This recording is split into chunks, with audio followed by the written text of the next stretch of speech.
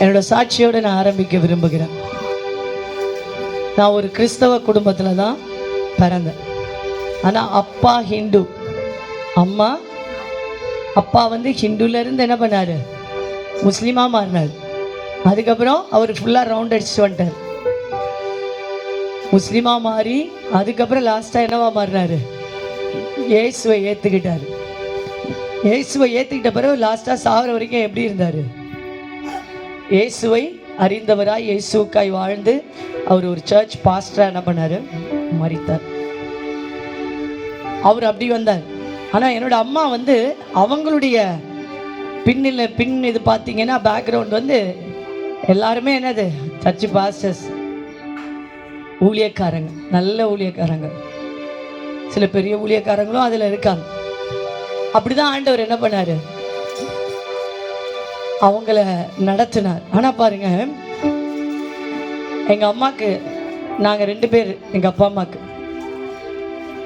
எங்கள் அண்ணன் பிறக்கும் பொழுது 2 காலும் சப்பானியாக பிறந்தார். அடுத்தது நான் பிறக்கும்போது 1 வயசு தான் வித்தியாசம். எனக்கு 1 கால் சப்பானியாக இருக்கு. என்ன சொல்கிறீங்க அப்படின்றீங்களா? ஏறி வரும்போது எதுவும் உங்களுக்கு தெரிஞ்சிருக்காதுல்ல. ஆனால் நீங்கள் நம்பலைன்னா நீங்கள் என் கால் அடையாளம் இருக்கு, நீங்கள் வந்து பார்க்கலாம். எங்கள் அம்மா வந்து மருந்து எடுக்கல. ஏன் அப்படின்னா, இயேசு உண்மையான கடவுள் தானே நம்புகிறோம். இந்த வானத்தையும் பூமியை உண்டாக்குனவர் இயேசு தான் நாங்கள் நம்பிட்டு இருக்கோம், அவரை வணங்கிட்டு இருக்கோம், எத்தனை வம்சமாக வணங்குறோம். அப்படின்னா உண்மையான கடவுள்னா உருவாக்குறவர் தானே. உண்மையான கடவுளால எல்லாமே செய்ய முடியல, மழை தராரு, காற்று தராரு, எல்லாம் தராருல, அவரால் இது செய்ய முடியும்ல. நாம எங்க மாமா டாக்டர் என்ன பண்ணல, ஹாஸ்பிட்டல் போக மாட்டேன்னு எங்க அம்மா பிடிவாதமா தான். சரி கட்டாவது போடு, கேரளாலாம் போய் அப்படின்னு கேட்டாங்க. போட மாட்டேன் அப்படின்னு பிடிவாதமா இருந்தாங்க. ஏசு சுகம் தருவார், நான் நம்புறேன் அப்படின்னு 1.5 வயசு வரைக்கும். ஆனால் பகலெல்லாம் குழந்தைங்களை பார்க்க வருவாங்களாம். வரும் பொழுது எல்லாரும் வேதனைப்படுவாங்களாம். குழந்தை, ஆம்பளை குழந்தை பிறந்திருக்க எல்லாம் சந்தோஷமாக வருவாங்க. ஆனால் காலை பார்த்தோன்னே என்ன பண்ணுவாங்க, ரொம்ப துக்கத்தோட வேதனையோடு பேசுவாங்க. அப்போ உடனே எங்கள் அம்மா சொல்லுவாங்களா, இல்லை ஏசு சுகமாக்கிடுவார் அப்படின்னு சொல்லுவாங்க. ஆனால் நைட் ஆனால் தலைவணியெல்லாம் நினைஞ்சிடுமா, அழுது அழுது அழுது அழுது. இப்படி 1.5 ஆண்டு ஒரு நாளைக்கு எப்பவுமே அவங்க அந்த காலில் என்ன ஜெபிச்சு ப்ரேயர் பண்ணி இயேசுவின் ரத்தம் சொல்லி சொல்லி அந்த குழந்தையுடைய கால்களில் பூசுவாங்க. அப்படி பூசிக்கிட்டே இருக்க, என்னைக்கும் மாதிரி அப்படி பண்ணிட்டு இருக்கும்போது ஒரு நாள் ஒரு கரண்ட் ஷாக் அடிச்சா எப்படி இருக்கும், அந்த மாதிரி ஒரு பவர் அவங்க தலையிலிருந்து கை வழியா இறங்கி அந்த குழந்தையுடைய காலில் போய் என்ன பண்ணுச்சா, ஊடுருவி பாய்ந்தோன்னே அந்த கால் தலைகீழா மாறி போச்சு. எப்படி இருக்குமோ தெரியுமா? அவங்க எங்க அம்மா அப்படி சொல்லுவாங்க, உள்ளங்கால் வந்து எங்க இருக்குமா, இப்படி இருக்கும், இந்த உள்பகுதி வெளியே வந்துடும், வெளிப்பகுதி அப்படி பிறண்டுகிட்டு இருக்கும் 2 காலும். அப்ப எங்க அம்மா சொல்லுவாங்களாம், 2 கால் சப்பானியா பிறந்த இந்த குழந்தைய ஆண்டவர் நார்மல் டெலிவரி ஆக்கினார்னா கண்டிப்பா என்ன பண்ண முடியும், அவரால் என் குழந்தை என்ன பண்ண முடியும், சுகமாக்க முடியும். அவனுடைய நம்பிக்கை வீண் போகல. ஆண்டவர் பரிபூர்ண டிவைன் ஹீலிங், தெய்வத்தின் சுகம், மருந்து மாத்திர சுகம் இல்ல, வானத்தையும் பூமியும் படைத்த சர்வ வல்லவரின் சுகம் அந்த குழந்தைக்குள்ள இறங்கிச்சு. இன்னைக்கு அவர் பாஸ்டரா இருக்கார். சரி, 2வது குழந்தை, நான் 1 கால், எனக்கு எங்க அம்மாக்கு இன்னும் பயங்கர விசுவாசம். ஃபர்ஸ்ட் அற்புதம் பார்த்தாச்சுல, இந்த குழந்தையுடைய காலை ஆண்டவர் என்ன பண்ணுவார். ஆனா அவங்களுக்கு என்ன வருத்தம்னா, பெண் பிள்ளையா போச்சு, அசிங்கமா நடக்குமே அப்படின்னு ஒரு ஃபீல். ஆனாலும் இல்ல, ஆண்டவர் அற்புதம் செய்தார், இதையும் அவர் செய்ய வல்லவர், அதை செய்தார்னால் இதையும் எனக்கு செய்வார். அதே மாதிரி பாத்தீங்கன்னா நானும் என்ன பண்ண நடந்தேன். ஹல்லேலூயா, ஹல்லேலூயா. இப்ப கூட நான் உட்கார்ந்தேன்னா கால் இப்படி தொங்கப்படணும், அந்த கால் இப்படி பெண்டா இருக்கும். ஆனா யாரும் நான் வாக் பண்ணா என்ன பண்ண மாட்டாங்க, எனக்கு இப்படி இருந்ததுன்னு யாரும் என்ன பண்ண மாட்டாங்க நம்ப மாட்டாங்க. ஆண்டவர் சர்வ வல்லவர். ஹல்லேலூயா. அவரே வல்லவர். ஹல்லேலூயா. அவரே வானத்தை பூமி உண்டாக்கினவர். ஹல்லேலூயா. அவரை நம்புகிறவர்களுக்கு அவர் அடைக்கலமாயிருக்கிறார். ஹல்லேலூயா. அவரை ஏற்றுக்கொள்ளுகிறவர்கள் அவர் ஒருபோதும் வெட்கப்பட்டு போனதில்லை. ஹல்லேலூயா. எந்த மனிதர்கள் அவர் அண்டை ஓடி வருகிறார்களோ அவர்களை ஒருபோதும் அவர் புறம்பே தள்ளுவதில்லை. ஹல்லேலூயா. அப்ப வேதவசனம் சொல்ல, உன் தாய் மறந்தாலும் நான் உன்னை மறப்பதில்லை. ஹல்லேலூயா. அப்படின்னா உன்னை யார் வேணா மறக்கட்டும். யார் ஒருவேளை இந்த பகுதியில யார் வேணா நீங்க கேட்டுட்டு இருக்கலாம், இவங்க என்ன நம்பிக்கை துரோகம் பண்ணிட்டாங்க, இவங்க என்ன தூக்கி போட்டாங்க சிஸ்டர், நான் அப்படியே வேதனையில இருக்கேன், மன உளைச்சல்ல இருக்கேன், என் எதிர்காலத்தை குறித்து எனக்கு நம்பிக்கை இல்ல, என் வாழ்க்கை மாறுமா, நான் எப்படி இருக்க போறேன்னு எனக்கு தெரியல, எத்தனை ஆண்டு என்னால வாழ முடியும் இந்த வியாதியோடு, நான் மரணத்திற்காக போராடிட்டு இருக்கேன் அப்படின்னு நினைச்சிட்டு இருக்கீங்களா? இல்ல மரண பயத்துக்குள்ள இருக்கிறீங்களா? நீங்க கலங்க வேண்டாம், நீங்கள் திகைய வேண்டாம். நமக்கு சர்வ வல்லவர் ஒருவர் உண்டு. ஹல்லேலூயா. உன்னை நேசிக்கிறவர் உண்டு. அவர் உனக்கு வழியாயிருக்கிறார். அவர் உனக்கு ஜீவனாயிருக்கிறார். விசுவாசிக்கிறவங்க சத்தத்தை வைத்து ஹல்லேலூயா சொல்லுவோமே. ஹல்லேலூயா. இதை சொல்லும் பொழுது ஆண்டவரை மகிமைப்படுத்த இந்த பாடலை நான் பாட விரும்புகிறேன். என்னோடு சேர்ந்து பாடுவோம். புது வாழ்வு எனக்கு தந்தார், சமாதானம் நிறைவை அளித்தார், பாவங்கள் யாவும் மன்னித்தார், சாபங்கள் யாவும் தொலைத்தார். புது வாழ்வு எனக்கு தந்தார், சமாதானம் நிறைவை அளித்தார், பாவங்கள் யாவும் மன்னித்தார், சாபங்கள் யாவும் தொலைத்தார். கல்வாரி மீதில் எனக்காய் தம் உதிரம் சிந்தி மரித்தார். கல்வாரி மீதில் எனக்காய் தம் உதிரம் சிந்தி மரித்தார். மூன்றாம் நாளில் உயிர்த்தார், உன்னதத்தில் அமர்ந்தார். மூன்றாம் நாளில் உயிர்த்தார், உன்னத. எல்லாரும் சொல்லுமா, இயேசுவே வழி சத்தியம் ஜீவன், இயேசுவே ஒளி நித்தியம் தேவன், இயேசுவே வழி சத்தியம் ஜீவன், இயேசுவே ஒளி நித்தியம் தேவன். சொல்லும், இயேசுவே வழி, அவரால் எல்லாம் முடியும். இயேசுவே ஒளி நித்தியம் தேவன், இயேசுவே வழி சத்தியம் ஜீவன், இயேசுவே ஒளி நித்தியம் தேவன். நல் மீட்பனாக காத்தார், தமையனாக கொண்டார், என் நண்பனாக வந்தார், என் தலைவனாக நின்றார். நல் மீட்பனாக காத்தார், உணர்ந்து சொல்லும், நண்பனாக வந்தார், என் தமையனாக நின்றார். மேகங்கள் மீதில் ஒரு நாள் மணவாளனாக வருவார். மேகங்கள் மீதில் ஒரு நாள் மணவாளனாக வருவார். என்னை அணைத்துக் கொள்வார், வானில் கொண்டு செல்வார். சொல்லுமா, என்னை அணைத்துக் கொள்வார், வானில் கொண்டு செல்வார். சொல்லும், இயேசுவே வழி சத்தியம் ஜீவன், இயேசுவே ஒளி நித்தியம் தேவன், இயேசுவே வழி சத்தியம் ஜீவன், இயேசுவே ஒளி நித்தியம் தேவன், இயேசுவே வழி சத்தியம் ஜீவன், இயேசுவே ஒளி நித்தியம் தேவன், இயேசுவே வழி சத்தியம் ஜீவன், இயேசுவே ஒளி நித்தியம் தேவன். புது வாழ்வு எனக்கு தந்தார். சொல்லும், சமாதான நிறைவை அளித்தார், பாவங்கள் யாவும் மன்னித்தார், சாபங்கள் யாவும் தொலைத்தார். புது வாழ்வு எனக்கு தந்தார், சமாதானம் நிறைவை அளித்தார், பாவங்கள் யாவும் மன்னித்தார், சாபங்கள் திரும்பி சொல்லும், புது வாழ்வு எனக்கு தந்தார். சொல்லும், சமாதானம் நிறைவை அளித்தார், பாவங்கள் யாவும் மன்னித்தார், சாபம். ஹல்லேலூயா.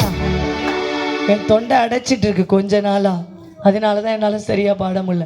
ஆனாலும் கூட பாருங்களேன், அந்த பாடல் சொல்லுது, புதிய வாழ்வை நமக்கு என்ன பண்ணுவாரா, தருவார். ஹல்லேலூயா. அப்படின்னா எந்த நிலையில நம்ம இருந்தாலும் பிரியமானவர்களே, எப்பேற்பட்ட இது முடியுமா ஆண்டவரால, நான் இப்படி இருக்கேன் இது முடியுமா? நோ நோ நோ, அவரால் முடியும். ஹல்லேலூயா. எதையும் செய்ய அவரால் முடியும். அதனால உணர்ந்து என்னோட சேர்ந்து இந்த வரியை பாடுவோம். இயேசுதான் எனக்கு என்னது வழி. இயேசுதான். என்னோட கூட யாரா பாஸ்டர் சப்போர்ட் பண்ணலாமே இந்த பாடலை கூட உதவி செய்யலாமே. நீங்க பாஸ்டர் நல்லா பாடுறாங்களே, கொஞ்சம் சப்போர்ட் பண்ணுங்களேன். இயேசுதான் என்னது? வழி. இயேசுதான் சத்தியம். இயேசுதான் ஜீவன். அப்படின்னா எல்லாமே இயேசுதான் அப்படின்னு நம்புறவங்களுக்கு ஆண்டவர் நம்பிக்கை துரோகம் என்ன பண்றது இல்ல. நீங்க சோர்ந்து போக வேண்டிய அவசியமே இல்ல. வேத வசனம் அழகாய் சொல்லுகிறது என்ன தெரியுமா? பூமியின் கடையாந்தரங்களை சிருஷ்டித்த அநாதியான தேவன் அவர் சோர்ந்து போவதும் இல்லை, கலைப்படைவதும் இல்லை. அவர் சோர்ந்து போகிறவனுக்கு பலன் கொடுத்து சத்துவம் இல்லாதவனுக்கு சத்துவத்தை பெருக பண்ணுகிறார். ஹல்லேலூயா. அப்படின்னா நம்ம எதை வேணா வச்சு சோர்ந்து போயிடலாம். ஆனா நம்ம ஆராதிக்கிற தேவன் என்ன பண்றது இல்ல ஒருபோதுமே. அவர் சோர்ந்து போறதற்கு அவர் மனுஷன் இல்ல. அவர் தூங்குறது கிடையாது, அவர் உட்கார்ந்து சாப்பிட்டுட்டு இருக்கிறது கிடையாது. அவர் கடவுள். அதனால அவருக்கு எதுவுமே ஆண்டவர் சொல்றாரு, எனக்கு பசிக்குதுன்னா நான் இந்த பூமியில எவ்வளவு உருவாக்கி இருக்கேன், அதை என்னால என்ன பண்ண முடியும்? சாப்பிட முடியும். அதை உன்கிட்ட கேட்டு நான் சாப்பிடணும், அடிச்சு சாப்பிடணும் அவசியம் இல்லை அப்படின்றார். அப்படின்னா அவருக்கு எதுவுமே தேவையில்லை. அவர் வாழ்றதுக்கு அவர் தன்னில் தான் ஜீவனுடையவர் ஆயிருக்கிறார். அவர் தன்னில் தான் வல்லமையுடையவர் ஆயிருக்கிறார். அதனால சோர்ந்து போகிறவர்களுக்கு அவர் உதவி செய்ய வல்லவராயிருக்கிறார். இந்த லைனை என்னோடு கூட சேர்ந்து எல்லாம் எழுந்து நின்று இதை ஆண்டவரை மகிமைப்படுத்த பாடுகிறோம். வாயில திறந்து பாடுவோம். ஹல்லேலூயா.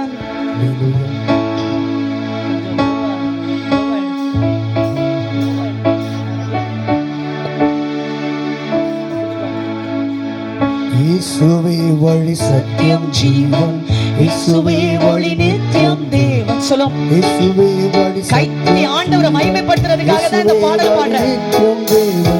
இயேசுவே வழி சத்தியம் ஜீவன், இயேசுவே ஒளி நித்தியம் தேவன். இயேசுவே வழி சத்தியம் ஜீவன், இயேசுவே ஒளி நித்தியம் தேவன். வாழ்வு எனக்கு தந்தார், சமாதானம் நிறைவை அளித்தார். பாவங்கள் யாவும் மன்னித்தார், சாபங்கள் யாவும் தொலைத்தார். புது வாழ்வு எனக்கு தந்தார், சமாதானம் நிறைவை எனக்கு. ஆமா உணர்ந்து சொல்லுவோம். சாபங்கள் யாவும் தொலைத்தார், கல்வாரி மீது எனக்காய் தம் உதிரம் சிந்தி மரித்தார். கல்வாரி மீது எனக்காய் தம் உதிரம் சிந்தி மரித்தார். மூன்றாம் நாளில் உயிர்த்தார், உன்னதத்தில் அமர்ந்தார். சொல்லும் மூன்றாம் நாளில் உயிர்த்தார், உன்னதத்தில் அமர்ந்தார். இயேசுவே வழி சத்தியம் ஜீவன். சொல்லும் இயேசுவே வழி நித்தியம் தேவன். இயேசுவே வழி சத்தியம் ஜீவன், இயேசுவே ஒளி. ஆமென். நீரே எங்களுக்கு வழி. ஓ ஹல்லேலூயா. இயேசுவே ஒளி நித்தியம் தேவன், இயேசுவே வழி சத்தியம் ஜீவன், இயேசுவே ஒளி நித்தியம் தேவன். புது வாழ்வு எனக்கு தந்தார். சொல்லும் சமாதான நிறைவை அளித்தார். பாவங்கள் யாவும் மன்னித்தார், சாபங்கள் யாவும் தொலைத்தார். புது வாழ்வு எனக்கு தந்தார். எத்தனையோ பேருக்கு தந்தீர் ஆண்டவரே. இந்த பகுதிக்கு தருகிறீர். எஸ் ஆமென் ஆமென். சாபங்கள் யாவும் தொலைத்தார். கல்வாரி மீது எனக்காய் உன் உதிரம் சிந்தி மரித்தார். கல்வாரி மீது உனக்காய் உன் உதிரம் சிந்தி மரித்தார். மூன்றாம் நாளில் உயிர்த்தார், உன்னதத்தில் அமர்ந்தார். எஸ் ஆமென்.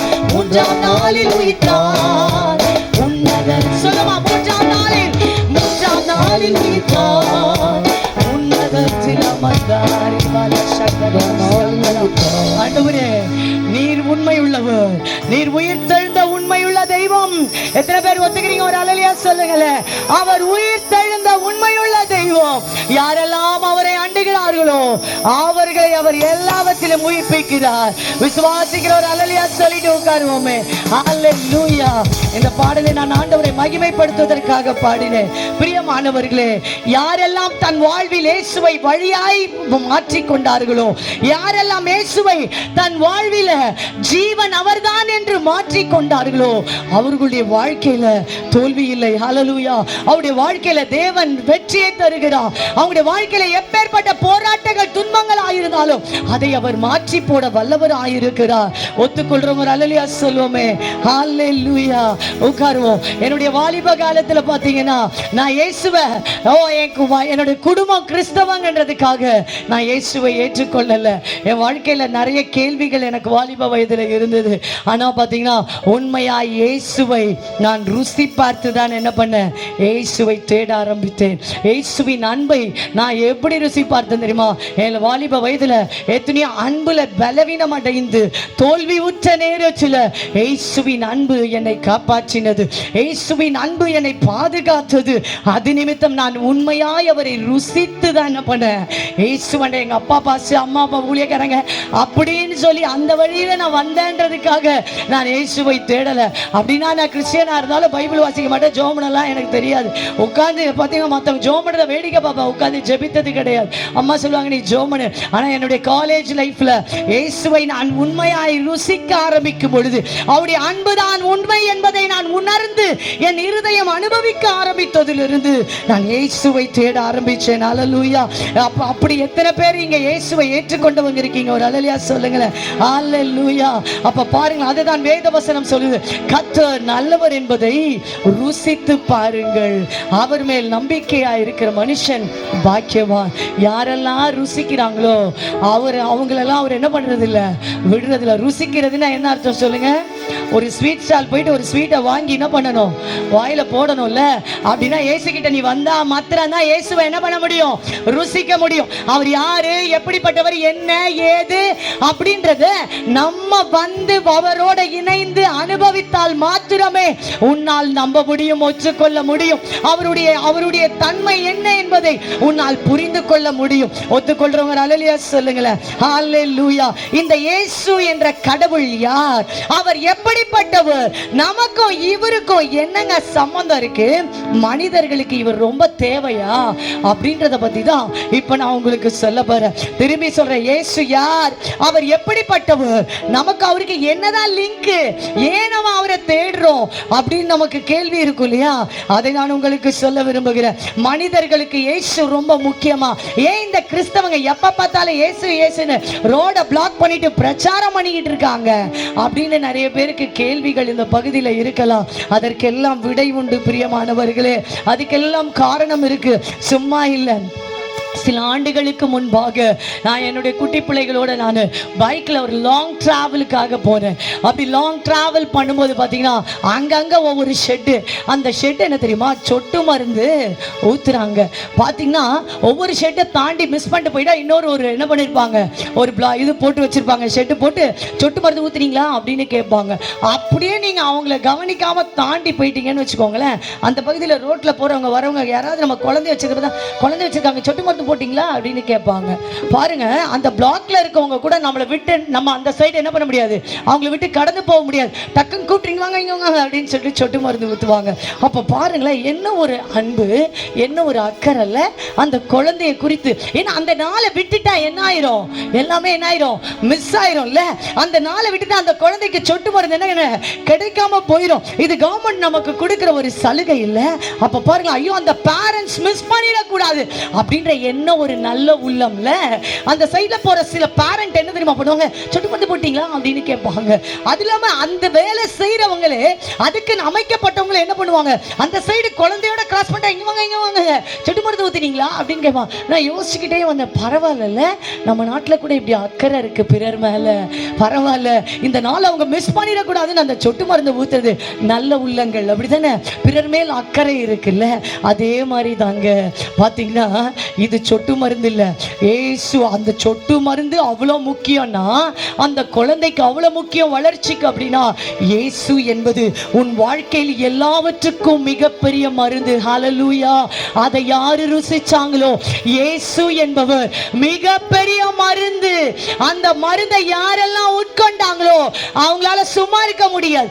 சாதாரண ஒரு சொட்டு மருந்து ஊத்திட்டீங்களான்னு நான் பல தூரம் போனேன், ரொம்ப பல கிலோமீட்டர் போனேங்க, பல ஊர் தாண்டி டிராவல் பண்ண, எத்தனை இடத்துல கேட்டாங்க. நான் ஆச்சரியத்தோட போனேன். எத்தனை ஒரு அக்கறை பாருது, ஊத்தியே ஆகணும்னு, ஒரு குழந்தைய விட்டுறக்கூடாது சொட்டு மருந்துக்குன்னு அவ்வளவு ஒரு அக்கறைனா, ஒரு சொட்டு மருந்து ஒரு குழந்தைக்கு கொடுக்கறதுல இவ்வளவு ஒரு கவர்மெண்டா இருந்தாலும் சரி, பாத்தீங்கன்னா வெளியில போகிற பயணம் பண்ற பயணிகளுக்கு இவ்வளவு அக்கறை இருக்கும் என்றால், உண்மையா இயேசுவை ருசித்து அனுபவித்தவங்க எப்படி சொல்லாம இருக்க முடியும்? அப்ப நல்ல உள்ளம் இருந்தா சொல்லணுங்க, இல்லனா கெட்ட புத்தின்னு அர்த்தம். இயேசு எப்படிப்பட்டவர் என்பதை எங்கள் வாழ்வில் நாங்கள் அனுபவித்து இருக்கிறோம். எப்படி சொல்லாமல் இருக்க முடியும்? அழிந்து போகிற மக்கள், நரகத்தில் விழுகிற மக்களை எப்படி காப்பாற்றாம இருக்க முடியும்? ஐயோ, அங்க ஒரு குழி இருக்குங்க, அந்த குழியில போய் யாரும் விழுந்துடக்கூடாது. உங்களுக்கு அந்த குழி தெரியும்னா அந்த குழியை நீங்க மூடணும், இல்ல சுத்தி கல்லு போடணும், இல்ல ஒரு கொம்பையாவது நட்டு வைக்கணும், பிறரை காப்பாற்றணும். அதுதாங்க இது. இந்த சுவிசேஷ ஊழியம் எதற்கு தெரியுமா? மனுக்குலத்தை காப்பாற்ற. ஹல்லேலூயா. ஒத்துக்கொள்றவங்க ஹல்லேலூயா சொல்லுவோமே. ஹல்லேலூயா. இந்த இயேசு யார்? இந்த சொட்டு மருந்தை விட மிகப்பெரிய மருந்து இந்த உலகத்திற்கு, மனுக்குலத்திற்கு இயேசு மிகப்பெரிய மருந்து. உங்களுக்கு கடன் பிரச்சனையா? அதுக்கும் அவர்தான் மருந்து. உங்களுக்கு மணல் உளைச்சலா? அதுக்கும் அவர்தான் மருந்து. உங்க வீட்டுல போராட்டம் சண்டையா? அதுக்கு அவர் மருந்து. உன் வாழ்வில் மந்திரம் பில்லு சூனியமா? அதுக்கு மருந்து. உனக்கு என்ன வேணாலும் இருக்கட்டும், அத்தனைக்குமே ஒரே ஒரு ஃபார்முலா. யாரு தெரியுமா? இயேசு. விக்ஸ் ஆக்ஷன் 500 மாதிரி, அப்படிதானே? விக்ஸ் ஆக்ஷன் 500 போட்டா 5 வேலை செய்யும். தலைவலி போகும், என்னென்னவோ இருக்கு, ஜலதோஷம் போகும், இரும்பல் போகும், சளி போகும், இப்படி 5 நல்லது செய்யும்ல. அப்படி இல்ல, இயேசு எல்லாம் செய்ய வல்லவர். ஹல்லேலூயா. அவரால் கூடாதது ஒன்றுமில்லை. ஒத்துக்கொள்றவங்க ஹல்லேலூயா சொல்லுங்களேன். ஹல்லேலூயா. இந்த இயேசு யார் என்பதை நான் உங்களுக்கு சொல்ல விரும்புகிறேன். இயேசு யார் தெரியுமா? சரித்திரத்தின் தேவன். எல்லாரும் சொல்லுங்க பாப்போம். அவர் யாரு? சரித்திரத்தோட நாயகன், ஹீரோ. அப்படின்னா ஹிஸ்டரிக்கே ஹீரோ அவர்தான். எப்படின்னு கேக்குறீங்களா? அதனாலதான் நீங்க படிக்கும் போதெல்லாம் பிஃபோர் கிரைஸ்ட், ஆஃப்டர் கிரைஸ்ட்னு உங்க கேலண்டர் சொல்லும். அப்படிதானே? பாத்தீங்கன்னா கிறிஸ்துவுக்கு முன், கிறிஸ்துவுக்கு பின் என்று காலங்கள் நமக்கு சொல்லுகிறது. கேலண்டரை நம்ம அப்படிதான் பயன்படுத்துறோம். அப்படின்னா எதிர்காலம் அவர்தான் என்று அர்த்தம், நிகழ்காலம் அவர்தான். சரித்திரத்தின் நடுவில் நின்று கொண்டிருக்கிற தெய்வத்தின் பெயர் இயேசு. ஹல்லேலூயா. ஒத்துக்கொள்றவங்க ஹல்லேலூயா சொல்லுங்க பாப்போம். ஹல்லேலூயா. இன்றைக்கு உலகம் முழுவதும் பயன்படுத்துகிற அந்த கேலண்டர் நடுவுல இருக்கிறவர் யாரு தெரியுமா? இயேசு. அப்படின்னா இனி நடக்க போகிறதும் இயேசு, இப்பொழுது இருப்பதும் இயேசு. அப்படின்னா எதிர்காலம் இயேசு, நிகழ்காலம் இயேசு, முடிந்த காலமும் இயேசு. எல்லாமே அவர் கட்டுப்பாட்டுக்குள்ளதான் இருக்குன்னு அர்த்தம். ஒத்துக்கிறவங்க ஹல்லேலூயா சொல்லுங்க. இதுக்கு பைபிள்ல ஆதாரம் இருக்குங்க.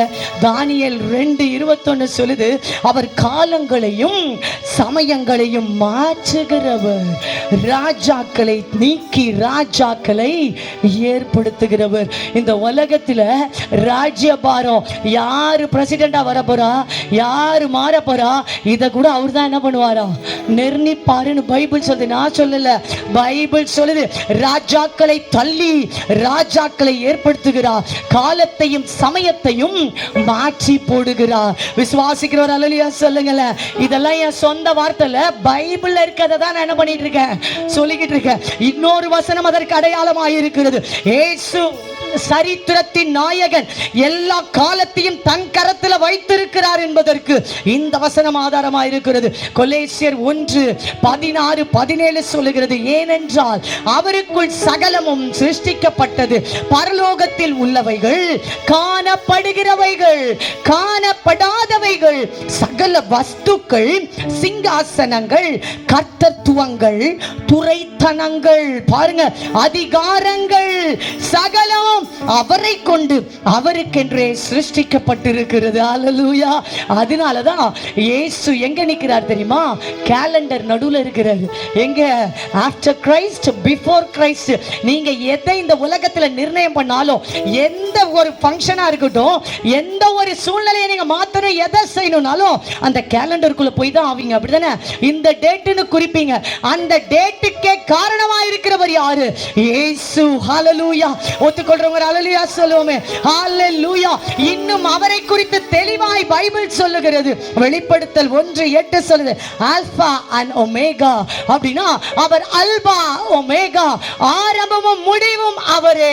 அப்ப கரெக்ட் தானே? பிஃபோர் கிரைஸ்ட் ஆஃப்டர் கிரைஸ்ட், சரித்திரத்தின் நடுவில் இயேசு நிற்கிறார். அப்படினா இயேசு எப்படிப்பட்டவர் என்று சொன்ன இயேசு யார்? சரித்திரத்தின் தேவன். ஹalleluya.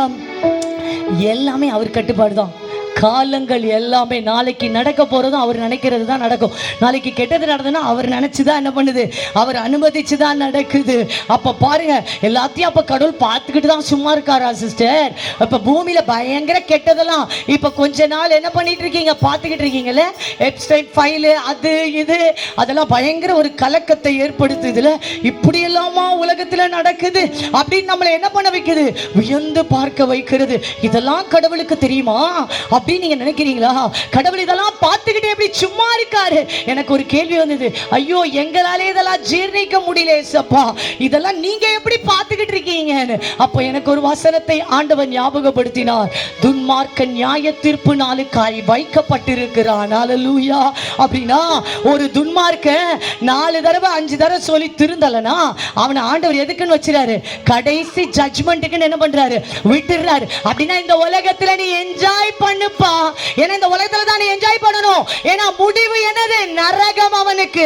அதனால துன்மார்க்கமாய் வாழுகிறவர் முடிவில் நரகத்துக்கு செல்லுகிறார்கள். அப்படின்னா நீதிமான்கள் இந்த உலகத்துல பாவம் செய்யும் போது, தவறு செய்யும் போது, கடவுளுக்கு பயப்படுகிற மனிதன் தப்பு செய்யும் போது உடனே ஆண்டவர் அடிக்கிறார். அதனால தான் துன்பம் வருது, போராட்டம் வருது, நம்மை திருத்திக் கொள்வதற்கு. ஆனா நீங்க பார்த்து சொல்லலாம், அவன் கெட்டவன், அவன் நல்லா வளர்ந்துகிட்டே இருக்கிறான், நான் இப்படி இருக்கேன், நல்ல மனசோட இருக்கேன், ஆனா நான் மாத்திரம் இவ்வளவு கஷ்டப்படுறேன். இப்படி எத்தனை பேர் மனசுல கேள்வி கேட்டிருப்பீங்க.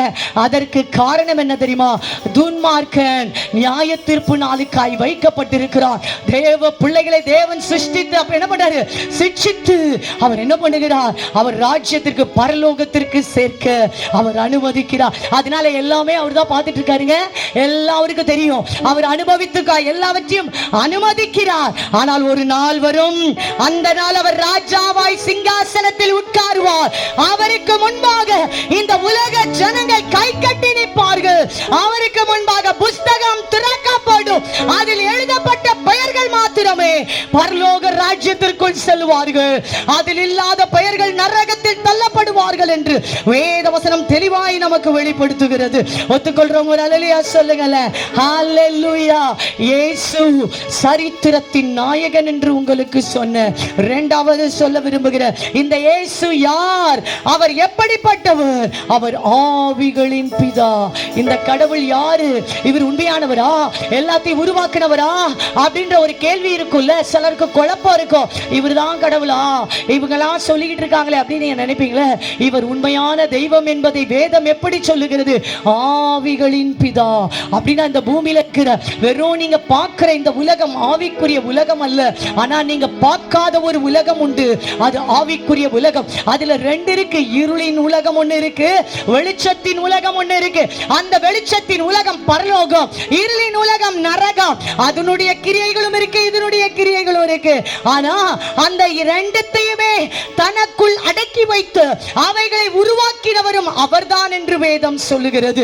ஆவிகளின் பிதா.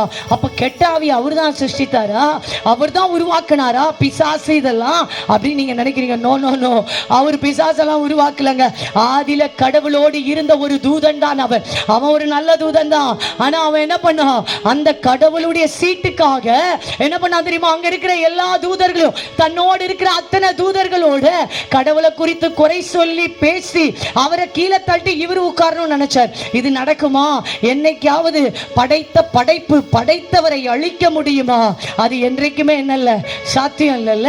இப்ப நான் ஒரு பாத்தீங்கன்னா, நான் ஒரு மரத்தை உருவாக்கி அழகா வச்சிருக்கேன். அது பல வருஷமா பெரிய மரம் ஆயிடுச்சு, பெரிய என்னை விட உயரமா வளர்ந்துருச்சுன்றதுக்காக என்ன அதை அழிச்சிட முடியுமா? இல்ல இல்ல, அதுக்கு அந்த பவர் இல்லை.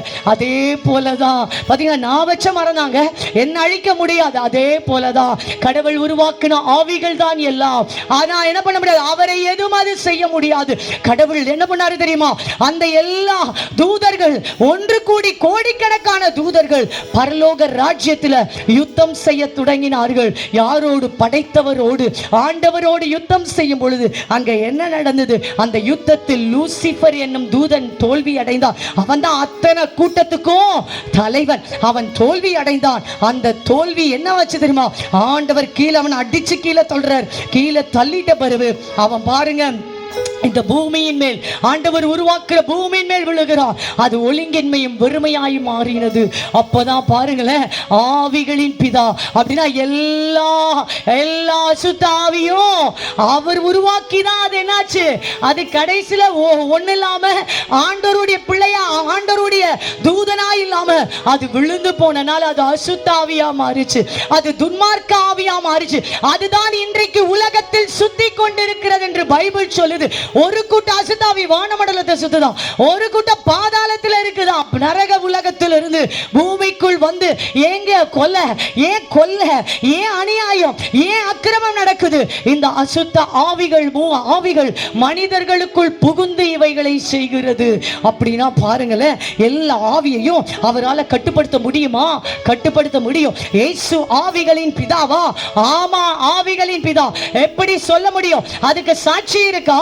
இருக்குங்க. இயேசு இந்த உலகத்தில் கடவுள் மனிதனாய் அவதரித்து இயேசுவாய் வரும் பொழுது இந்த உலகத்தில் அவர் நன்மை செய்கிறவராய் சுற்றி திரிந்தாராம். செவிடங்க, குருடங்க, வியாதியஸ்தர்களை சுகமாக்க இயேசு நடந்து திரிந்து பட்டணங்கள் கிராமங்கள் தோறும்.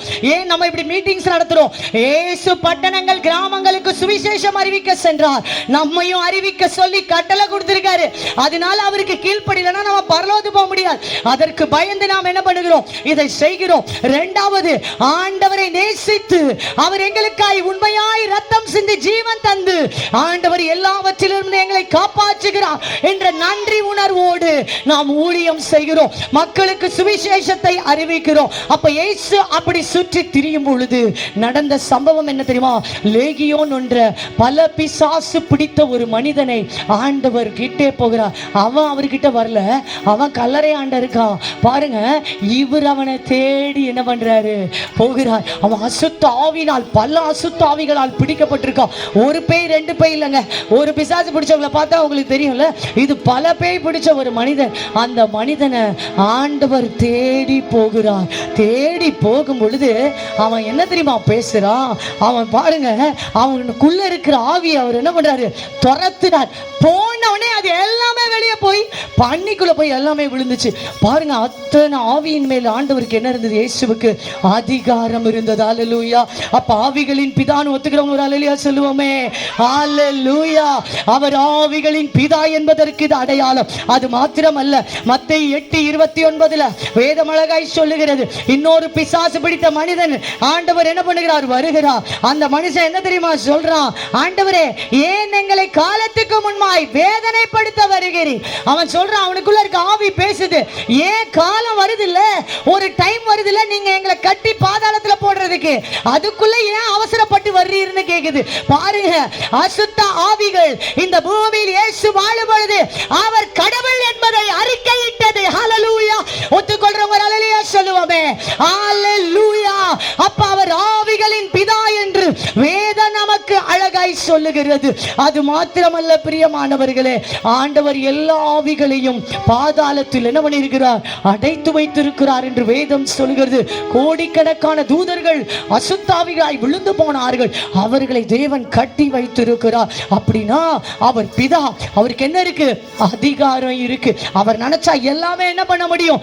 செய்ய முடியும் என்பதை வேதம் அழகாய் நமக்கு வெளிப்படுத்துகிறது. அதை தான் வேதம் அழகாய் சொல்லுகிறது. அவர் ராஜா அல்ல, ராஜாதி ராஜா. சொல்றவங்க ஒரு ஹல்லேலூயா சொல்லுங்களேன். ஹல்லேலூயா.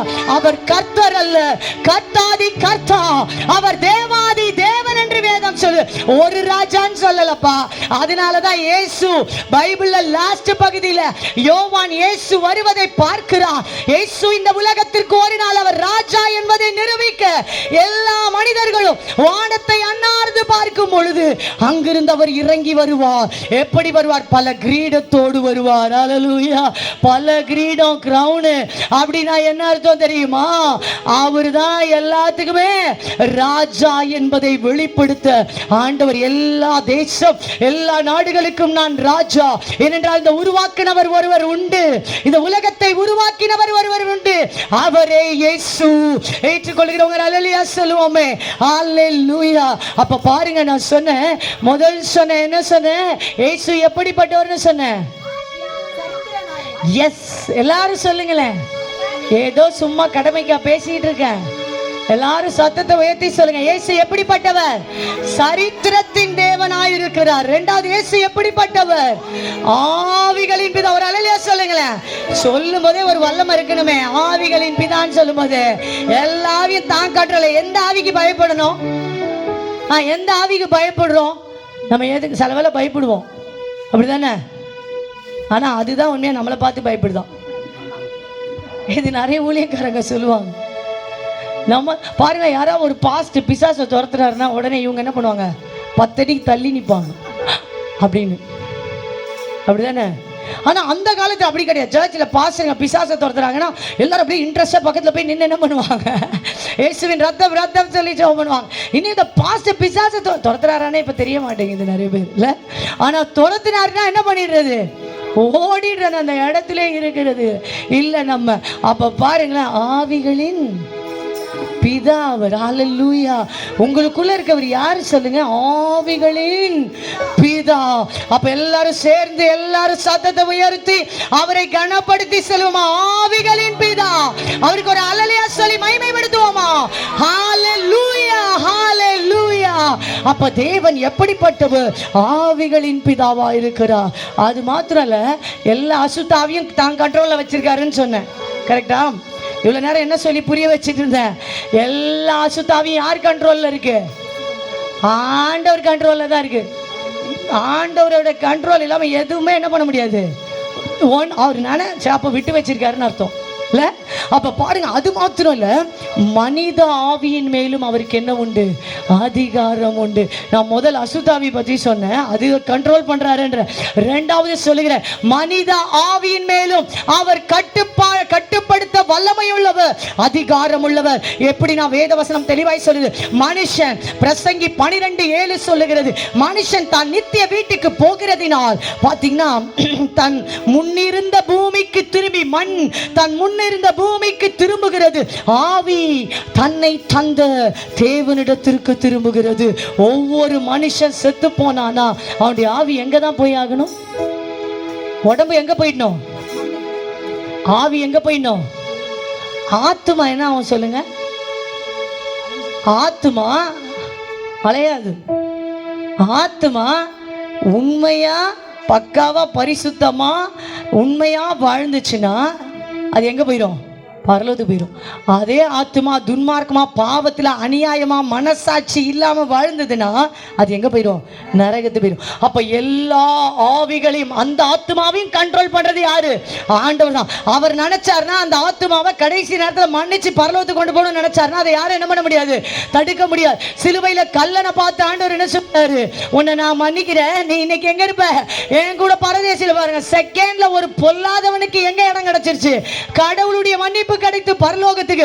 எல்லாம் அவருடைய கட்டுப்பாட்டுக்குள். மனிதனுடைய ஆவி ஆத்துமாவை அவர் அடக்கி ஆளுகிற ஆவிகளின் பிதாவா இருக்கிறார். ஒத்துக்கொள்றவர் அல்லேலூயா சொல்லுங்களேன். அதனாலதான் மரித்து போன லாசர் 3 நாள் ஆயிட்ட பிறகு போறார்.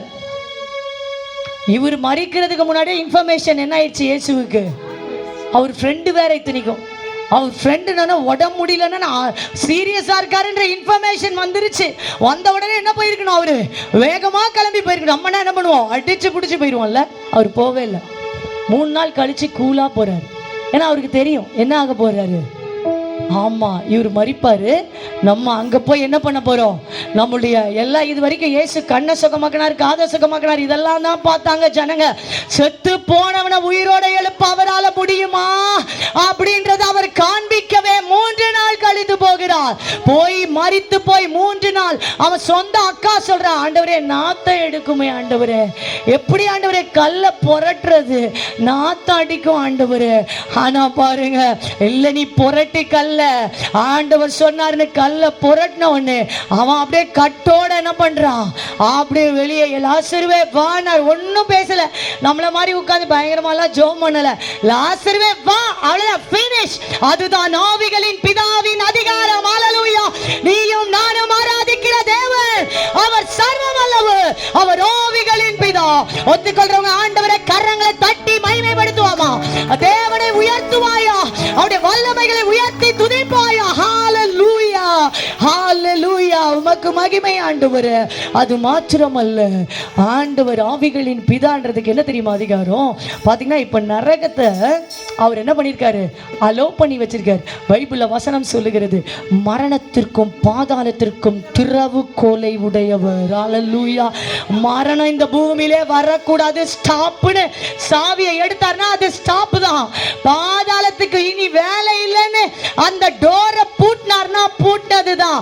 அவர் திறந்தார்னா திறந்தது. அதான் பைபிள்ல வசனம் சொல்லுது, அவர் பூட்டுகிறவரும் திறக்கிறவரும் அதிகாரம் உடையவர். அப்ப பாதாளத்துல கட்டி போட்ட ஆவிகள் எல்லாம் அவர் கண்ட்ரோல்ல சாவியை வச்சுக்கிட்டு இருக்காரு. அப்படிதான் வேதம் தெளிவாய் நமக்கு சொல்லுகிறது. அதுதான் காலங்களையும் சமயங்களையும் மாற்றுகிற சர்வ வல்லமையுள்ள தேவன், எதையும் எப்பொழுதும் செய்கிற அவர் சர்வ வல்லமையுள்ள தேவன்.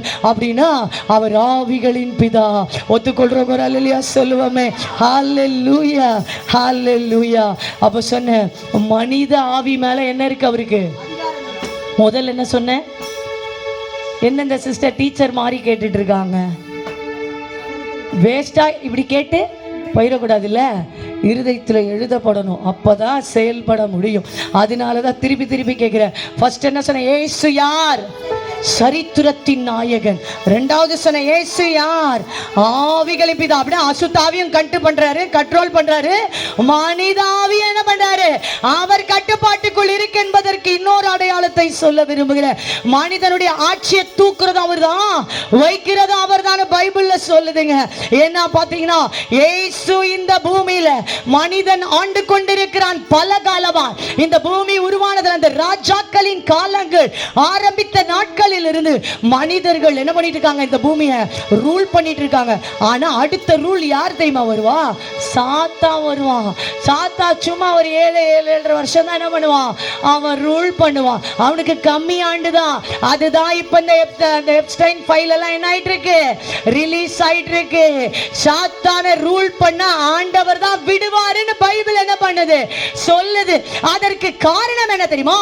மனிதர்கள் சாத்தானுக்கு இடம் கொடுத்தார்கள் என்று வேதம் சொல்லுது. அப்படின்னா இன்னைக்கு மொபைல நீ பார்க்கிற, மொபைல் அசிங்கமான காரியங்கள், இச்சையான காரியங்கள், பாவத்தை தூண்டுகிற வீடியோஸ் வருது. நீ மனசார என்ன பண்ற? ரசிச்சு பார்க்கிற. சில வாலிப பிள்ளைங்க எனக்கிட்ட சொன்னது உண்டு, இழுத்து போர்வையை போத்திட்டு என்ன பண்றது, உள்ள அப்பா அம்மாக்கு தெரியாம போன்ல கண்டதை பார்க்கிறது. அப்போ ஒரு கண்ட்ரோல் இல்லல்ல. அப்போ உன் பக்கத்துல யாரு வந்து நிப்பா? பிசாசு. இதை சொல்லும் பொழுது ஒரு சம்பவம் ஞாபகத்துக்கு வருது. ஒரு ஊழியக்காரர் சொன்னாரு, அந்த இப்ப நம்ம அந்த போஸ்டர்ஸ் எல்லாம் பார்க்கிறது இல்ல. அந்த காலத்துல பாத்தீங்கன்னா சினிமா போஸ்டர்ஸ் பார்த்திருக்கீங்க. அந்த காலத்துல ரொம்ப மோசமான சினிமா படங்கள் இரவு நேரத்தில் வெளியிடப்படும். இப்ப எல்லாம் மொபைல்ல வந்துட்டனால நமக்கு ஒன்றும் சினிமா தியேட்டருக்கு வேலை இல்லைன்னு வச்சுக்கோங்களேன். வீடே சினிமா தியேட்டர் தான், நம்ம கையே சினிமா தியேட்டர் மாதிரி தான் இருக்கு. உள்ளங்கைக்குள் சினிமா தியேட்டர். அப்ப பாருங்களேன், அப்ப போஸ்டர்ஸ் ஒட்டுவாங்களாம். ஒரு முறை ஒரு தேவ மனிதன் அந்த பஸ்ல போயிட்டு இருக்கும்போது ஒரு பாத்தீங்கன்னா அசிங்கமான ஒரு போஸ்டர், பிறரை சிந்தையை கரைப்படுத்துகிற ஒரு போஸ்டர் அவர் பார்த்தாராம். பார்க்கும் பொழுது அவர் கண்கள் திறக்கப்பட்டது. ஆண்டவர் அவருக்கு தரிசனம் காண்பித்தார். அங்க என்னன்னா, அந்த அசிங்கமான போஸ்டர் பக்கத்துல ஒரு அசுத்தாவி என்ன பண்ணிக்கிட்டு இருக்கு, நின்னுகிட்டு இருக்கு. இவர் என்னடா அது, அப்படி உண்மைதான் நம்ம பார்க்கிறோமா அப்படின்னு பார்த்தா அங்க நின்னுகிட்டு இருக்கு.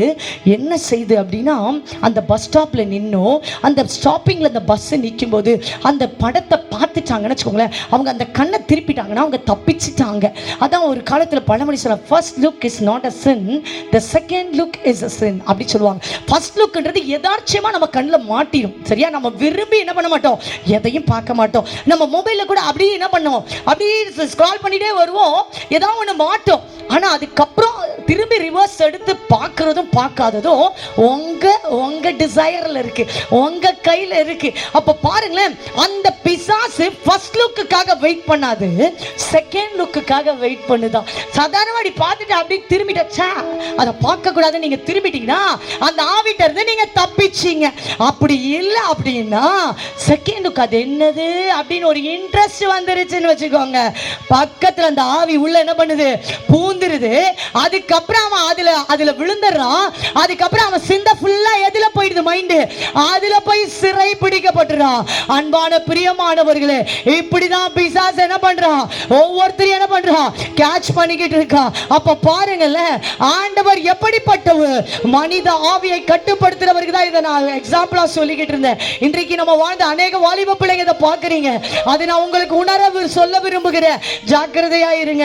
ஒவ்வொரு அசிங்கமான காரியங்களும் பிசாசால நடக்குது. ஏன் நடக்குதுன்னா, நீ டோரை ஓபன் பண்றனால, உன் இருதய கதவை பாவத்திற்கு நீ திறப்பதினால் பிசாசு உனக்குள் வருகிறான். ஐயோ சிஸ்டர், நிறைய பிள்ளைங்க, வாலிப பிள்ளைங்க கூட்டம் முடிச்சிட்டு வருவது, அக்கா பாத்தீங்கன்னா ஒரு வாலிபர் கூட்டத்துக்கு போயிருந்தேன். அந்த கூட்டம் முடிச்ச உடனே ஜெபிக்க ஓடி வருதுங்க பிள்ளைங்க. வந்து என்கிட்ட சொல்லும் போது அப்படியே எனக்கு ஐயோ இப்படியெல்லாம் கூட இருக்கா. இந்த காலத்தின் மோசமான நிலைமையை நான் உணர ஆரம்பித்தேன். பாத்தீங்கன்னா பிள்ளைங்க சொல்றதை கேட்க முடியல. அப்படிப்பட்ட பாவங்களுக்குள் அடிமைப்பட்டு இருக்கிறாங்க. காரணம் என்ன தெரியுமா, அவங்க இதய கதவை அதுக்கு என்ன பண்ணாங்க, திறந்தாங்க. நீ செகண்ட் லுக் என்ன பண்ணணும், கட் பண்ணணும். இல்லைன்னா அது உனக்கு ஆபத்து. இப்படி மனிதர்கள் இந்த உலகத்தில் பாத்தீங்கன்னா பிசாசுக்கு இடம் கொடுத்தது நிமித்தம் இன்றைக்கு பாவம் பெருகி போய் அசுத்த ஆவிகள் கூட்டம் கூட்டமாய் எங்க வராங்களா தெரியுமா, பூமிக்குள்ள வராங்களாங்க. ஏன்னா மனிதர்கள் பிசாசுக்கு என்ன பண்ண ஆரம்பிச்சிட்டாங்க, இடம் கொடுக்க ஆரம்பிச்சிட்டாங்க. கொல்ல அநியாயம், திருடு, விபச்சாரம், வேசித்தனம், அக்கிரமம் எங்கெல்லாம் பெருகிறதோ அங்கெல்லாம் அசுத்த ஆவிகள் தேடி வருகிறது மனு குலத்திற்குள் நுழைய. இப்படி அவங்க இடம் கொடுத்தனால கடைசியா இந்த பூமி பாவ இருள் சூழுகிறதுனால ஆண்டவர் அப்படியே விட்டுருவாரா, அசுத்த ஆவிகள் ஆளட்டும்னு அப்படி விடுகிற ஆண்டுதான் அது அந்த கிறிஸ்துவின் ஆண்டு என்று வேதம் சொல்லுகிறது. அதுதான் லூசிபர் ஆளுகை செய்கிற ஆண்டு என்று வேதம் சொல்லுது. இன்னைக்கு பிரபலமாயிருச்சு யூடியூப்ல, யாருக்கும் சொல்ல வேண்டிய அவசியம் இல்ல.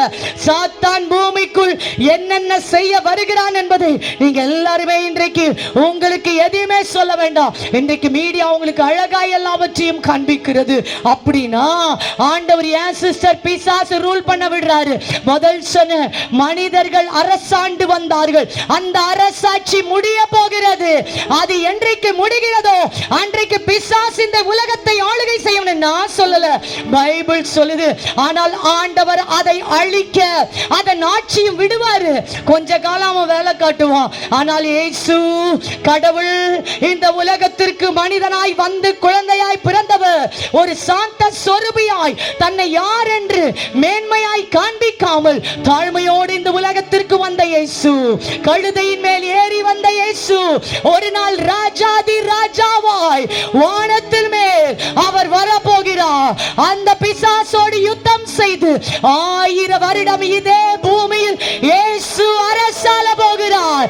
ஒத்துக்கொள்றவங்க அல்லேலூயா சொல்லுங்களேன். எல்லா சுத்தாவிகளையும் பாதாளத்தில் அவர் கட்டி போட்டு அவர் இந்த பூமியை சமாதானத்தோடும் நீதியோடும் மகிழ்ச்சியோடும் ஆளுகை செய்வாரா? அந்த காலம் எப்படி இருக்கும் என்று ஏசாயா அழகாய் சொல்லுகிறார். பாம்பு புத்துக்குள்ள குட்டி குழந்தைங்க கைய விடுமா, குழந்தை கை குழந்தை. சிங்கத்தை ஒரு குட்டி பையன் நடத்திட்டு போவானா அப்படின்னா வீட்டுல இருக்க பாத்தீங்கன்னா எதெல்லாம் ஆயுதமோ, வெட்டுக்கத்தி, மண்வெட்டியா மாறுமா. அப்படின்னா தீங்கு செய்வார் ஒருவரும் இல்லை. அப்படிப்பட்ட ஒரு பரிசுத்த மகிழ்ச்சி சமாதானமான ஆளுகை இயேசு 1000 வருடம் அரசாட்சி செய்கிறார். அதுதான் மனித ஆவிகளுக்கு இவர் பிதா என்பதை, ராஜா என்பதை வெளிப்படுத்துகிறது. ஒத்துக்கொள்றவங்க அல்லேலூயா சொல்லுவோமே. ஹalleluya, ஹalleluya. முதல் சொன்ன இயேசு யார் என்று சொன்ன சொல்லுங்க பாப்போம். சரித்திரத்தின் நாயகன். இரண்டாவது சொன்ன ஆவிகளின் பிதா. எந்த ஆவிக்கு பிதா? அசுத்த ஆவிக்கும் அவர்தான் பிதா, கண்ட்ரோல் பண்ணுவாரு. மனித ஆவிக்கும் அவர்தான் பிதா, அவர் கண்ட்ரோல் பண்ணுவாரு. இன்னொரு ஒரு உதாரணத்தை சொல்லுகிறேன்.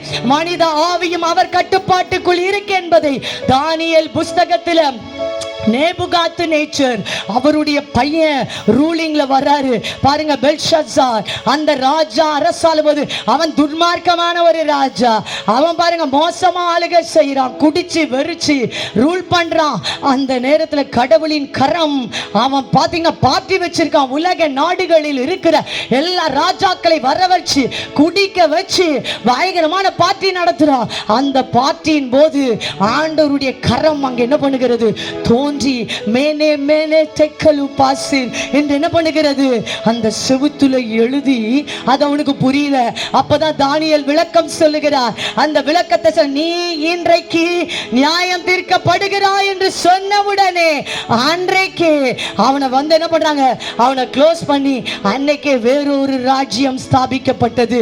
அப்போ ராஜாக்களின் ஆவிகளின் மேலும் அவர் அதிகாரம் உடையவர். ஒத்துக்கொள்றவர் அல்லேலூயா சொல்லுவோமே. ஹalleluya. அப்போ சொன்ன சரித்திரத்தின் நாயகன், ஆவிகளின் பிதா. இன்னும் விளக்கணும்னா இன்னும் விளக்கிட்டே போலாம். ஆனா நேரம் என்ன பண்ணாது, பத்தாது. அதனால் நான் வேகமாய் சீக்கிரமா என்ன பண்ண விரும்புகிறேன், சொல்ல விரும்புகிறேன். இயேசுவுக்கும் இப்ப இவ்வளவு நேரம் அவர் யார் என்று அவருடைய தன்மையை நான் உங்களுக்கு சொல்லி கொண்டிருந்தேன். இப்ப இயேசுவுக்கும் மனுஷனுக்கும் என்னங்க சம்பந்தம்? ஆவிகளின் பிதான்றதுக்குள்ளே எல்லாம் அடங்கிரும். ஆனா இன்னும் தெளிவாய் புரிய வைக்க சொல்ல விரும்புகிறேன். ஏன்னா இயேசுவுக்கும் மனுஷனுக்கு என்ன சம்பந்தம்? ஏன் இயேசுவை குறித்து சொல்ல வேண்டிய அவசியம் என்ன இருக்கு? மனுக்குலத்திற்கு இயேசுவை ஏன் சொல்ல வேண்டும்? அதற்கு காரணம் உண்டு. ஒரு மனிதன் மரித்த பின்பு நம்மை நித்தியமாய் வாழ வைக்கும் கடவுள் அவர். ஹல்லேலூயா. மரித்த பின்னாடி நல்லா கவனிங்க. நம்ம நினைச்சுக்கிட்டு இருக்கோம் சாவர வரைக்கும் தான் வாழ்க்கை, இந்த பூமியோட முடிஞ்சு. No no no. அப்படின்னா நீங்க உங்களை ஏமாத்திட்டு இருக்கீங்க. உங்களை பத்தி உங்களுக்கு தெரியல. அப்படின்னா இன்னும் உங்களை குறித்து, இந்த உலகத்தை குறித்து நீங்கள் அறிவை இன்னும் பெற்றுக்கொள்ளவில்லை. வேதம் அழகாய் சொல்லுகிறது. பல மதங்களும் இதை நம்புகிறது. மரித்த பின் வாழ்வுண்டு என்பதை பல மதங்களும் சொல்லுகிறது. ஆனால் இங்கு பாருங்க, இயேசு யார் என்றால் மரித்த பின் நம்மை வாழ வைக்கும் கடவுள். எத்தனை பேருக்கு இவர் வேணும்? ஒரு அல்லேலூயா சொல்லுங்கல்ல. எங்க மரிச்ச பிறகு வாழலாமா சிஸ்டர் அப்படின்னு நினைக்கிறீங்களா? இங்க இருக்கும் போதே சாவ மனசு வராது இல்ல? அப்படித்தானே. ஒரு ஜுரம்னா அந்த ஜுரம் 4 நாள் போலலாம் அடிச்சு புடிச்சிட்டு எங்க போறது? ஹாஸ்பிட்டல் போய் படுத்துறது. அப்படித்தானே. வெயிட் பண்ண மாட்டோம். சரிப்பா ஒரு மாசம் பார்ப்போம் அப்படின்னு நம்ம வெயிட் பண்ணுவோம். இல்ல, ஏன்னா நமக்கு என்ன இருக்கு? இந்த பூமியை விட்டு போக யாருக்கும் மனம் இல்லை. அப்ப இந்த பூமியிலேயே வாழ நீங்க இவ்வளவு ஆசைப்படுறீங்கன்னா, மரித்த பின்னும் உனக்கு வாழ்வு ஒருவர் தருவார் என்றால் அந்த வாழ்வு எவ்வளவு ஆசீர்வாதம், எவ்வளவு மகிழ்ச்சி இருக்கும். அதை எப்படி அனுபவிக்காம போக முடியும்? ஏற்றுக்கொள்றவங்க அல்லேலூயா சொல்லுவோமே. ஹalleluya. ஏங்க எப்படி சிஸ்டர் மரிச்சோனே முடிஞ்சிச்சுன்னு நினைச்சேன்? நம்ம ஆடு மாடு கிடையாதுங்க. அப்படிதானே. ஆடு மாடுக்கும் நமக்கு வித்தியாசம் இருக்கு. அது மரிச்சிச்சுன்னா முடிஞ்சு போச்சு. ஏன்னா அதுக்கு ஆத்துமா கிடையாது. நம்ம மனுஷங்க அப்படிதானே. நமக்கு ஆத்துமா இருக்கு. அதனாலதான் வீடை கட்டுறோம். புரியுது இது தப்பு, இது கரெக்ட்னு தெரியுது, இப்படிதான் நடக்கணும்னு பிளான் பண்ண தெரியுது. எல்லாம் தெரிஞ்சு பார்த்து யோசித்து என்ன பண்றோம்? உணர்ந்து செய்யறோம். சென்ஸ் இருக்கு. அப்படிதானே. அப்படின்னா கான்சியஸ் இருக்கு, மனசாட்சி இருக்கு. அதுக்கு மனசாட்சி கிடையாது, தெரிந்து செய்ய தெரியாது, இது கரெக்ட் அது தப்புன்னு உணர தெரியாது. அனிமல்ஸ் பேர்ட்ஸ்க்கு எதுவுமே ஆத்துமா இல்லை. அதனால இதெல்லாம் அதுக்கு கிடையாது. மனிதனுக்கு ஆத்துமா உண்டு என்பதனால் மனிதன் மரித்தாலும் அந்த ஆத்துமா பிழைக்கும். ஹல்லேலூயா. அந்த ஆத்துமா வாழும். அப்படின்னா ஆத்துமா தான் யோசிக்குதுன்னு அர்த்தம். ஆத்துமா தான் உங்களை பேச வச்சுக்கிட்டு இருக்கு. எனக்குள்ள இருக்கிற ஆத்துமா தான் இப்ப என்ன செயல்பட வைக்குது. எனக்குள்ள இருக்க ஆத்துமா தான் இதை சொல்லு இதை சொல்லாதன்னு சொல்லுது. அப்படின்னா இவனுக்கெல்லாம் மனசாட்சியே இல்லையான்னு கேக்குறீங்க தெரியுமா? அதுதாங்க ஆத்துமா. அதை பத்தி தான் சொல்றோம். அதுதான் ஆத்துமா. நீ செய்யற நல்லது கெட்டது எல்லாமே எதுல ஓட்டிட்டு இருக்கு? ஆத்துமாக்குள்ளதான் ஓட்டிக்கிட்டு இருக்கு. உடம்பு தானே எல்லாம் செய்து சிஸ்டர் அப்படின்னு நினைப்பீங்க. சிகரெட் அடிக்கிறது உடம்பு தானே, தண்ணி அடிக்கிறது உடம்பு தானே, தானே?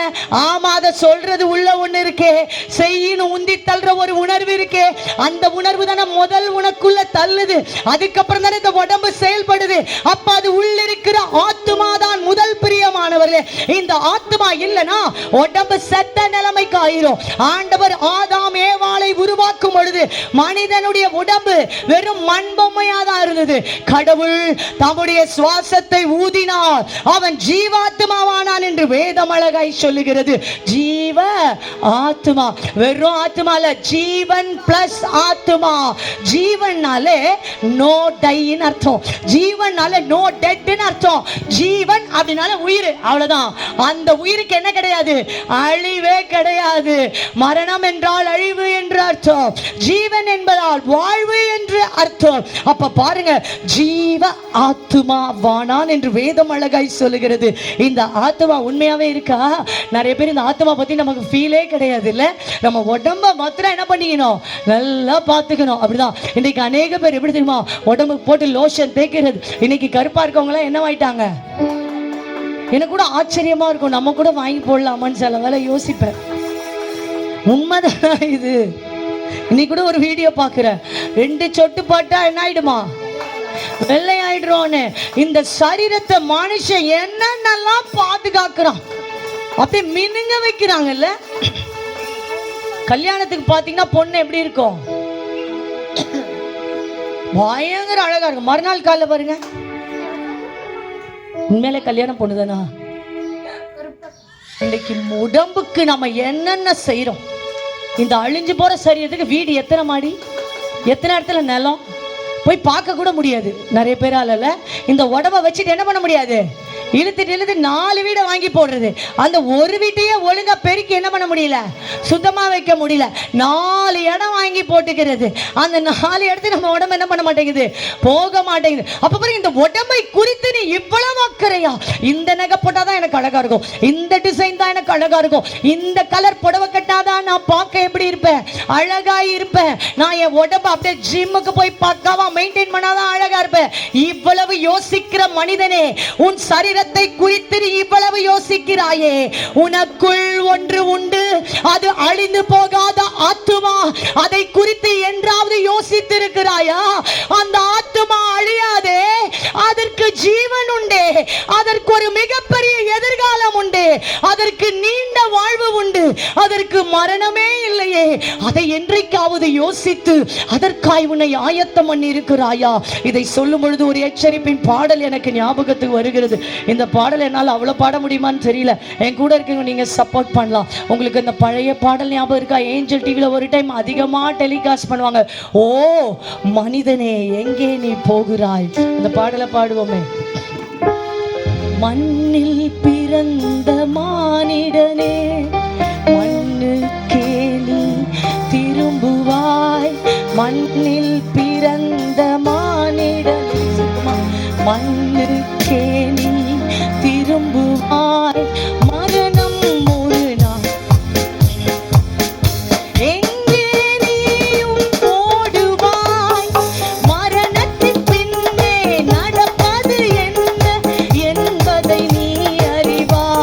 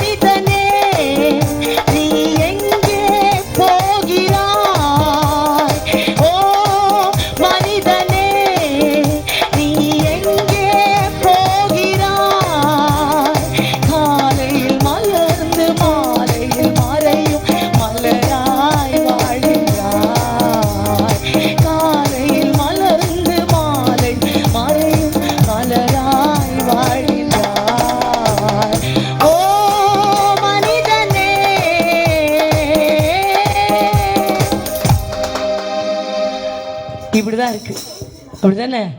இந்த உடம்ப பேணி பேணி ஆத்மாவை என்ன பண்றது இல்ல, பேண்றது இல்ல. ஆத்மாவை குறித்து எனக்கு என்ன இல்லை, ஞானம் இல்லை. ஆத்மா எங்க போகும்? இந்த ஆத்மா அழியாது என்பது உண்மையா? உண்மை பிரியமானவர்களே. சான் பிரான்யா என்ற டாக்டர் ஆத்மாவை கண்டுபிடிச்சிருக்கிறார். எப்படி தெரியுமா கண்டுபிடிச்சாரு? ஹாஸ்பிட்டல் ஐசியூல இருந்த ஒரு பேஷண்ட்டுக்கு ஆத்மா உண்மைன்றதை அவர் கண்டுபிடித்தார். எப்படின்னா, அந்த மனிதன் மரித்து போய்விட்டானா, மரித்து போன நேரத்தில் பார்த்தீங்கன்னா அவருக்கு டெத் சர்டிபிகேட்டை அந்த டாக்டர் எழுதிட்டாரு. இந்த ஆள் மரித்துட்டாருன்னு எழுதிட்ட கொஞ்ச நேரத்தில், சில நிமிடங்கள்ல அந்த மனிதனுக்கு உயிர் வந்துருச்சு. அங்க இருந்தவங்க எல்லாம் ஷாக் ஆயிட்டாங்க. அந்த ஐசியூக்குள்ள அந்த நர்ஸ் டாக்டர் ஷாக் ஆகி பாத்தீங்கன்னா அந்த மனிதன் இவங்க என்னென்னலாம் பேசிக்கிட்டு இருந்தாங்கன்றதெல்லாம் அவர் சொல்றாரா. யாரெல்லாம் தன்னை சுத்தி இருந்தாங்க, என்னென்னலாம் இவருக்கு பெரிய ஷாக். இது எப்படி இவருக்கு தெரியும்? இவர் தான் மரித்துட்டாரு, நான் கன்ஃபார்மா என்ன பண்ணிருக்கேன், டெத் சர்டிபிகேட்டை கொடுத்திருக்கேனே, எப்படி இது நடக்கும்? அப்பதான் அவர் சொன்னாரா, பாத்தீங்கன்னா ஆத்துமான்னு ஒண்ணு இருக்கு. அந்த மனிதனுடைய ஆத்துமா அவன் சரீரத்தை விட்டு வந்த பிறகு அங்க நின்று என்ன பண்ணிருக்கு, எல்லாத்தையுமே பார்த்துருக்கு. நடந்த எல்லாத்தையும் பார்த்து அது என்ன பண்ணுது, திரும்பி சரீரத்துக்குள்ள வந்தவனே எல்லாவற்றையும் சொல்லியிருக்காரு. இப்படி இப்படி பேசுனீங்க, இத்தனை பேர் என்னை சுத்தி நின்னீங்க, நான் இதை கேட்டுக்கிட்டு பக்கத்துல தான் நிக்கிறேன், அப்படி என் உடம்பையும் நான் பார்க்கிறேன்னு சொன்னாரா. அப்ப பாருங்க, ஆத்துமா அழியாது என்பதை மறந்து விடாதே மனிதனே. உனக்கு ஒரு நித்திய வாழ்வுண்டு. உனக்குள் இருக்கிறது விலையேற பெற்றது. உனக்குள் இருக்கிற ஆத்துமாவுக்கு ஈடு இணை இல்லை. உலகத்தில் எவ்வளவு பொருளோ எவ்வளவு சொத்தோ நகையோ அதற்கு ஈடாவதில்லை. அததான் மனிதன் தானா உணர்றான். எனக்குள்ள ஒரு ஆத்துமா இருக்கு, நித்தியமான வாழ்வு இருக்கின்றனாலதான் மனிதன் மரணத்தை விரும்ப மாட்டேங்கிறான். அதனாலதான் எப்படியாவது டாக்டர் கால்ல விழுந்து அந்த மனிதனை காப்பாத்திரணும், எப்படி வேணாலும் கோடி கூட செலவு பண்ணி அந்த ஆத்துமாவை காப்பாத்திரணும்னு அவனுக்கு அர்த்தம் தெரியாட்டியும் காரணம் புரியாட்டியும் எங்க ஆத்துமா போதுன்றது தெரியாட்டியும் அந்த ஆத்துமா அதை விரும்புகிறது. காப்பாத்திக்கோ, உன்னை காப்பாத்திக்கோ, இந்த பூமியில வாழு அப்படின்னு விரும்புது. அதனாலதான் இந்த ஆத்துமா அதை அவதிப்படுதுங்க, மனிதனுடைய சரீரத்துல அவதிப்படுதுன்னு பைபிள்ல ரோமர் 1ஆம் அதிகாரம், எல்லா சிருஷ்டியும் ஏகமாய் பிரசவ வேதனைப்பட்டு தவிக்கிறதா, தன் ஆத்துமாவை குறித்து அவைகள் உணர்கிறது என்று. ஆனா நமக்கு தெரியுது ஏதோ ஒண்ணு, ஆனா அது தெளிவா என்ன பண்ணல, தெரியல. அப்படின்னா ஆத்துமா உண்மையா இருக்கு, அதை கண்டுபிடிச்சிட்டாங்க. அந்த ஆத்மாவுக்கு வெயிட்ட கூட கண்டுபிடிச்சிருக்காருங்க. டங்கன் அப்படின்ற ஒரு டாக்டர் அந்த ஆத்மாவுடைய வெயிட் எவ்வளவு தெரியுமா?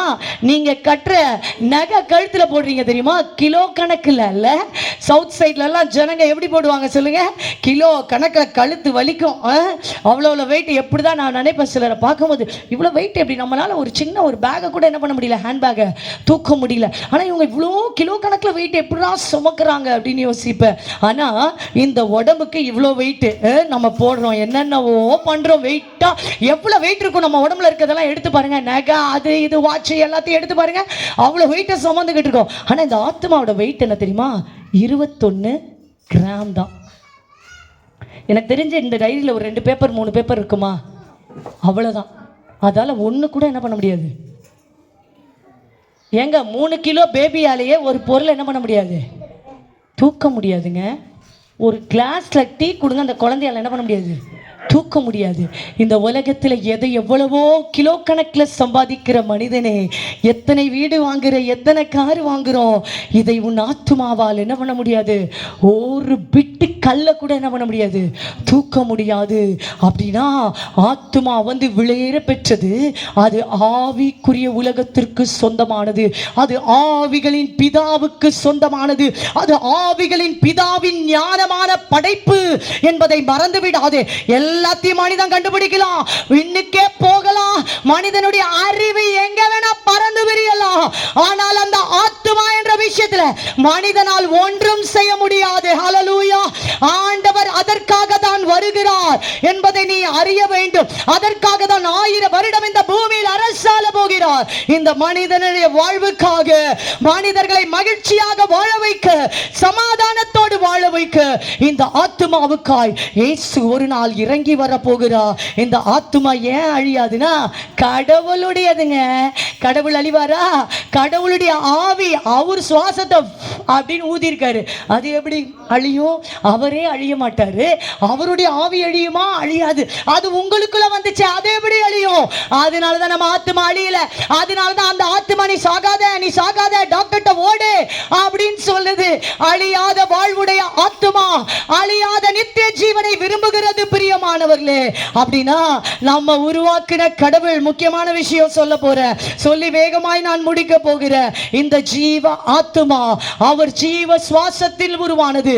நம்மை உருவாக்கின கடவுளுக்கு நல்ல ஒரு பெத்த அம்மாக்கு தான் என்ன வரும்? குழந்தை மேல என்ன இருக்கும்? பாசம் இருக்கும்ல. அந்த குழந்தை குறித்து என்ன இருக்கும்? ஒரு தவிப்பு இருக்கும். என் பிள்ளை என்ன பண்ணணும்? காப்பாற்றணும், என் பிள்ளைய பாதுகாக்கணும், என் பிள்ளைக்கு இதை செய்யணும் அதை செய்யணும். அது யாருக்கு மாத்திரம் வரும் தெரியுமா? தாய்க்கு மாத்திரம்தான் வருங்க. பக்கத்து வீட்டுக்காரங்களும் தாய் தான். ஆனா அந்த தாய்க்கு வருமா இந்த குழந்தை மேல பாசம்? வராதா? நிறைய தாய் தான், நிறைய மம்மிஸ் இருக்காங்க. ஆனா அந்தந்த மம்மிஸ் அந்தந்த குழந்தைக்கு தான் எப்படி இருப்பாங்க? மம்மியா இருப்பாங்க. பக்கத்து வீட்டு குழந்தைக்கு மம்மியா என்ன பண்ண மாட்டாங்க, இருக்க மாட்டாங்க. இதுதான் தாயின் உள்ளம். அப்படின்னா அது தொப்புள் கொடியோட உறவு. வயிற்றுல இருந்து அந்த குழந்தை வெளியே வந்தாலும் அந்த தொப்புள் கொடி ரிலேஷன்ஷிப் இருக்கு பாருங்க, அது இன்னமும் எப்படி இருக்கு? உயிரோட இருக்கு. அப்படின்னா அவங்களுக்கு மாத்திரம் தான் அன்பு இருக்கும். அப்ப இந்த மனுக்குலத்தின் மேல் யாருக்கு அன்பு இருக்கும்? உண்மையாய் உருவாக்கின ஒருவருக்கு மாத்திரமே. ஹல்லேலூயா. ஏற்றுக்கொள்றவங்க ஹல்லேலூயா சொல்லுங்களேன். அப்ப உண்மையா உருவாக்கினவர் ஒருவர் உண்டு என்றால் அந்த மனுக்குலத்தை அவர் நேசிப்பாரு, மனுக்குலத்தை அவர் பராமரிப்பாரு, மனுக்குலத்தை அவர் பாதுகாப்பார். அப்படின்னா மனுக்குலத்தை காப்பாற்ற, கொடிய நரகத்திலிருந்து மனுக்குலத்தை காப்பாற்ற தன் சுவாசம் கொடுத்து மனிதனை உருவாக்கினதினால் தாயின் பாசமுடைய கடவுள் இந்த மனுக்குலத்தை காப்பாற்ற இந்த உலகத்திற்கு வந்தார். அவர்தான் கடவுள் இயேசுவாய் இந்த பூமிக்குள் வந்தார். ஏற்றுக்கொள்றவங்க ஒரு ஹல்லேலூயா சொல்லுங்களேன். ஹல்லேலூயா. அது எப்படி ஒத்துக்க முடியும்? இயேசுதான் இந்த மனுக்குலத்துடைய உண்மையான படைச்ச அப்பான்றதை எப்படி ஏத்துக்க முடியும்னா, அதுதான் சொன்னல, தாய் தன் பிள்ளைக்காய் ஜீவனை கூட என்ன பண்ணுவா? தருவா. அப்ப இந்த உலகத்தில் உயிர் கொடுத்த ஒரே ஒரு தெய்வம் யார்? இயேசு மாத்திரமே. ஹல்லேலூயா. கரங்களை தட்டி இயேசுவை மகிமைப்படுத்துவோமா? ஹல்லேலூயா. மனிதனை காப்பாற்ற, மனிதனுடைய ஆத்மாவை நரகத்திலிருந்து விடுவிக்க, மனிதனுக்கு சமாதானம் தர, அவனை பாவத்திலிருந்து விடுவிக்க, அவனை வியாதியிலிருந்து விடுவிக்க, போராட்டங்களிலிருந்து விடுவிக்க, துன்பத்திலிருந்து விடுவிக்க தாயின் உள்ளம் கொண்ட கடவுள் உயிரை கொடுத்தே ஆவா. அந்த உயிரை கொடுத்த தெய்வம் இயேசு. ஒத்துக்கொள்றங்க ஹல்லேலூயா சொல்லுவோமே. ஹல்லேலூயா. அவரே நம்மை மீட்க வந்தவர், அவரே நம் இரட்சகராய் இருக்கிறார், அவரே நம் தேவனாய் இருக்கிறார். நாம் அவர் சுவாசம்ன்றனால நம்ம அழிய கூடாதுன்னு தாயின் பாசங்க. அது தொப்புள் கொடி உறவு, ரத்த பாசம். ரத்த பாசத்துக்கு அழிஞ்சு போற உடம்பு, மண்ணுக்கு போற உடம்புல இருக்க ரத்தம் அழிய போகுது. அந்த ரத்தத்துக்கே இவ்வளவு பவரா, இவ்வளவு பாசம்னா, அழியாத ஆவியக்குள்ள உங்களுக்குள்ள கொடுத்து உருவாக்கினார்னா அவர் பாசத்துக்கு எவ்வளவு பவர் இருக்கும்? அவர் விட்டு கொடுத்துருவாரா? உன்னை பிரச்சனையில விட்டு கொடுத்துருவாரா? உன்னை போராட்டத்துல விட்டு கொடுத்துருவாரா? உன்னை துன்பத்துல விட்டு கொடுத்துருவாரா? உன்னை பிசாசினத்தை விட்டு கொடுத்துருவாரா? நோ. அவர் காவிகளின் பிதா, அவர் உண்மையான தகப்பன். ஒத்துக்கொள்றவர் ஹல்லேலூயா சொல்லுவோமே. ஹல்லேலூயா. அப்படின்னா அந்த கடவுள் இந்த உலகத்திற்கு வந்து மனிதனுக்காய் ஜீவன் தந்து, மனிதனுக்காய் ரத்தம் சிந்தி இந்த உலகத்தில் நமக்காய் வந்தார். பிரியமானவளே, ஏன் வந்தாரு தெரியுமா? இது ரொம்ப முக்கியம்.